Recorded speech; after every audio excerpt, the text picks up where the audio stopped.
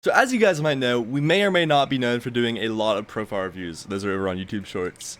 And the sad thing about those is that there's no feasible way to review every single one of your guys' profiles. And so today, hopefully we can solve that issue. Now today, we will go over all of the biggest pointers we have for your profile, whether it's your first day or your 500th. But before going into this video, we do quickly want to ask you guys to subscribe to our channel. We are getting dangerously close to 30,000 subscribers, and we really do mean it when we say that every sub means a lot more than you will ever know. Like seriously, we are less than 200 subscribers away, and if you want to be part of the group that can say they were here before YouTube rank, then you need to subscribe right now. It has been just over a year since we started this channel, and since then we've gotten the most insane amount of support, more than we could have ever expected, and we truly cannot thank you guys enough.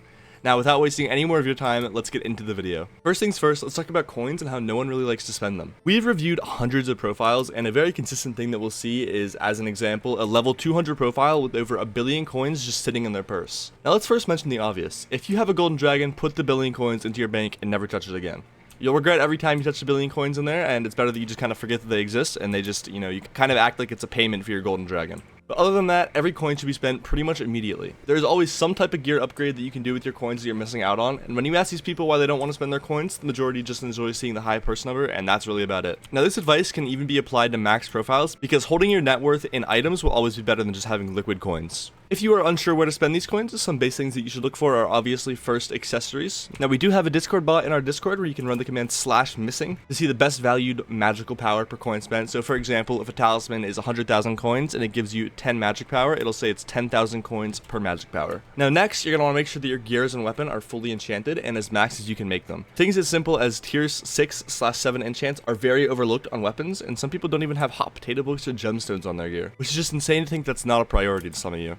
I'm talking to you. And finally, which brings us to our next talking point, please have max gears before doing whatever you're planning on doing, and let us elaborate a little bit on this. Let's take mining for example. Many people want to get into mining as soon as possible, and for obvious reasons. When you get a max mining setup, you can make over 50 million coins an hour by just simply mining something like Peridot. But the main point that people miss out on whenever they hear that big number is that the fact that you need a max mining setup. Now this then brings people into the glacial tunnels in full sorrow in a gemstone gauntlet to figure out that they're only making 10 million coins an hour, and they get demotivated. So though it might be very annoying to get a max mining setup, or any setup, whether that's farming, dungeons, or anything else, please give yourself the best experience and whatever it is by treating yourself to the best setup possible. You will not regret it. One of the biggest complaints that we hear all the time is that X is way too hard, and whenever we look at their profile, the main thing that we can always point out is just how undergeared they are for whatever they're doing. Now this is a tip for only normal profiles, but whenever you get the ability to use the best setup for whatever it is you're doing, it should be a no-brainer to swap to that, even if it means multiple hours grinding coins somewhere else to afford it. Off the top of my head, the best thing that we can talk about is Blaze. The difference between tier 2 and tier 3 daggers is insane, and to the point where I would not recommend even going to Blaze Slayer level 7 without them. Yet there are so many people that will try to persist through the Slayer just using the tier 2 daggers. Like seriously, please buy the tier 3 daggers. Next up, and this should be a no-brainer to some, but honestly it isn't to the majority, and that's to never sell your setups. Something that we did kind of brush over is the cost of a max setup in dungeons or Slayers or anything else.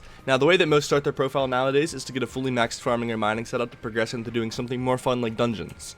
But what they end up doing is, let's say they need 1 billion coins for dungeons, they'll end up grinding 500 mil from solely mining, and then sell their whole mining setup for the other 500 million coins, and then they'll be left with 0 coins and a fully maxed dungeon setup. Now sure, you might have more fun playing dungeons than mining, but now if you wanted to get back into mining, you'll be forced to make 500 mil from dungeons, or from a worse money making method than mining was for you. So if there's one thing to take away from this, that should be that the museum is your best friend. Every big purchase we've ever made has instantly been donated to the museum, to get rid of any urge to even think of selling it back. And this will save you a lot of time in the long run, and it will also get rid of any buyer's remorse later in the future. Now one thing we can always mention is to focus up on easy Skyblock XP. If you really try for Skyblock XP, there will be so much free XP just everywhere on your profile that you don't even realize. Some major things to look out for. One is collections. Maxing collections does not take that long, and for how many there are and how much XP they give you per collection level, it's a no-brainer to max all of them, except for Chili Pepper. Except for Chili Pepper, don't look at that. Don't look at Chili Pepper. But the rest of them, you should definitely be getting all of these. I mean, guys, come on. You can get your Wheat 11. Now, Museum is another major one. You do have to suck up the courage to put all of your valuables in there, yes, including your Hyperion. But come on, you get the extra bits for doing so now, and then it's just worth it, so please do not talk yourself out of it. Pets is another very overlooked one. Even if it's just getting the rare version of a pet, it is better than not having it at all. We see this all the time on people's profile reviews, and it's painful to see the pet menu with only the essential few pets and none of the ones that are only there for XP. Now, Bestiary seems like it would be a small one, but currently it is like 8% of your total Skyblock XP if you're max level, so some people might just never do simple things like killing cows or chickens on the farm island. But please go ahead and do that. It takes 0 effort and 0 time, and it really boosts your Skyblock XP from what it is currently. Now, everything in the miscellaneous task menu is pretty cheap, and most don't even have a cost. This in itself is 27 levels, and most of this is just tedious stuff. A major part of this is the Abbey Phone context. Sometimes people end up avoiding all the useless context, similar to how they avoid all of the useless pets, but the amount of Skyblock XP is incredibly rewarding. Now, this is just the tip of the iceberg when it comes to where you guys are all missing Skyblock XP, but the last thing for this section that I'll end it off at is skills. A lot of people somehow avoid skills, and even the simple ones like alchemy and enchanting, which is insane as these skills both make money back. Then you have skills like fishing, farming, and mining, which get neglected for no reason, as they make good money as well. And most importantly, foraging, which some people will point to the excuse of, oh, I'm waiting for the foraging update. Yet they say that at foraging level 15. Fun fact, you probably won't be able to do 99% of the update without even being level 25 at a minimum. So please, for the love of God, do your skills. Get foraging 50. You don't have to get foraging 50, but get it up to like 30, guys. At least, please do it for me. Thank you. Another thing that is more than painful to look at during profile reviews is Slayers, and we're not even here to talk about Blaze, or let alone Enderman. Rev, Spider, and Wolf Slayer level 9 should be a no-brainer to do if you are above the level of 200. With the worst of the worst setups, you could do 1 Slayer to level 9 during an Aatrox, which Aatrox comes by pretty often, especially after the Better Mares update, meaning it is extremely reasonable to do this. Not to mention that there are some people that haven't ventured into Blaze Slayer whatsoever, which is a horrible thing. Doing a tier 3 Blaze boss is extremely easy with a pretty awful setup, and it rewards you with multiple Skyblock levels just for doing the boss. Not to mention, if you for some reason are not Vampire Slayer 5 after this update, what are you even doing, man? Come on. Come on. One major thing to talk about with dungeons is to make sure that you are doing the dungeon floor that your kata level can comfortably run. Sure, the requirement for M7 is kata 36, but that does not mean that you should be touching the dungeon at all at that point. Hello. I'll open your gifts. Okay, anyways, after that, sorry, what was I talking about? Now, the requirement that I would personally set for you to do these dungeon floors would be kata 34 for M3, and that is assuming that you have a Terminator. If you have a party, you could probably go a little bit lower, but for the best Party Finder M5 experience, you should probably have about kata 40.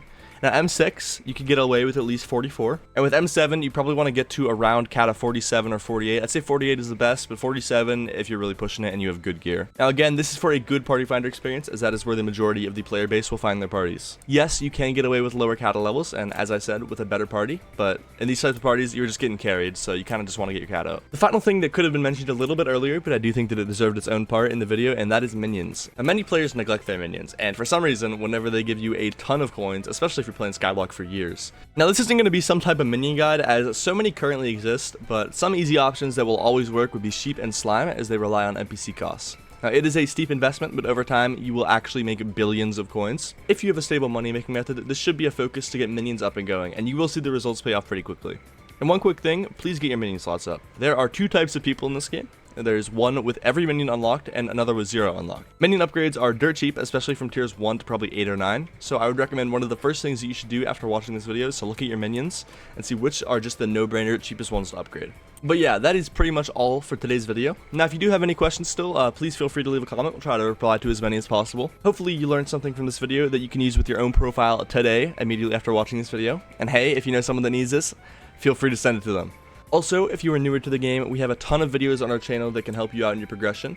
Whether it's a guide for skills or coins, we got you. And hopefully, if you did enjoy, you might be able to subscribe to the channel. Again, the next video, you might see us with YouTube rank. But that's pretty much it. Thanks for all the support. See you guys.